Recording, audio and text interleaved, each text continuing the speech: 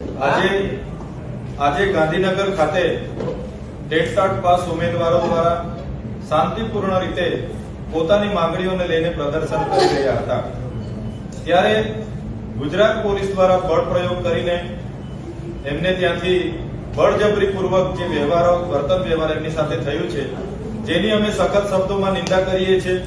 છેલ્લા ઘણા સમયથી આપણે સૌ જાણીએ છીએ કે એપ્રિલ 2023માં વિદ્યા સહાયક અને જૂન તથા સપ્ટેમ્બર 2023માં અનુક્રમે ટેટ અને ટાટની દ્વિસ્તરીય પરીક્ષા લેવાઈ હતી।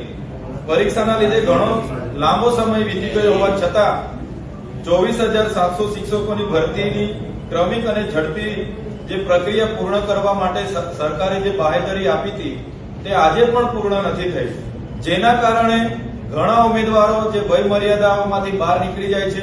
ઘણા ઉમેદવારો એના લીધે પોતે જે સરકારી કાયમી શિક્ષક બનવાના સપના હતા તે રોડાઈ જાય છે।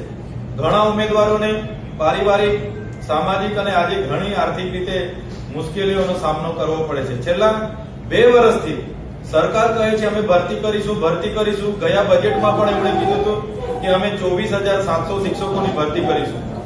આ વખતના બજેટમાં પણ કીધું છે અમે 24,700 શિક્ષકોની ભરતી કરીશું, પણ કોઈ પણ જાતની પ્રક્રિયા અંતિમ સુધી કરવામાં નથી આવી। મને યાદ છે ત્યાં સુધી 16/1/2025 ના રોજ